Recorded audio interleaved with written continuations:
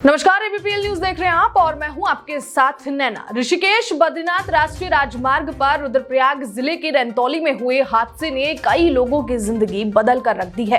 हादसे में 15 लोगों की मौत हो गई। वहीं हादसे को याद कर घायलों की आंखें डबडबा रही हैं, पूरा शरीर दर्द से तड़प रहा है। इस बीच भयावह मंजर को याद कर वो सिहर रहे हैं। जिला चिकित्सालय रुद्रप्रयाग के कोटेश्वर में भर्ती हुई महिमा त्रिपाठी भी अपनी मां स्मृति त्रिपाठी के साथ टेम्पो ट्रेवलर से तृतीय केदार तुंगनाथ जा रही थी, जो रंतौली के पास खाई में गिर गया था। महिमा के सिर और हाथ के पंजे पर गहरी चोट आई है। इसके साथ ही पीठ, कंधा, पैर पर गहरी खरोंचें आई हैं, जबकि उसकी मां की मौत हो चुकी है। महिमा ने प्रयागराज से बीटेक किया है। फिलहाल वो वहीं पर इंटर्नशिप कर रही है। हादसे को याद कर नमिता की आंखें भी डबडबा रही थी और वो बार बार अपनी मां के बारे में पूछती रही। हालांकि अभी उन्हें नहीं बताया गया है कि अब उसकी मां इस दुनिया में नहीं रही। हादसे के बाद से महिमा सदमे में है। वाहन के गिरने और पत्थरों से टकराने तक मुझे पूरा होश था, ऐसा उसका कहना है। वाहन सड़क पर सामान्य रफ्तार से दौड़ रहा था, लेकिन अचानक जोर की आवाज के साथ वाहन सड़क से नीचे गिरकर पलटी खाने लगा। इस दौरान अपने आप ही मेरी आंखें बंद हो गई और कुछ ही पल में मैं वाहन से छिटक कर झाड़ियों में अटक गई।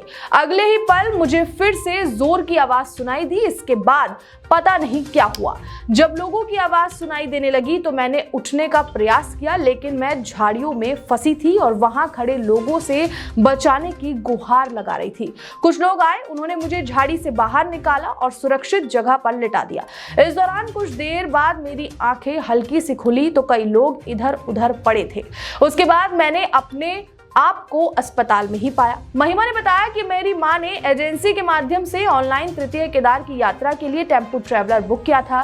शुक्रवार को हम दोनों प्रयागराज से गुरुग्राम पहुंचे थे। वाहन में अन्य लोग भी सवार थे जो एक दूसरे को नहीं जानते थे।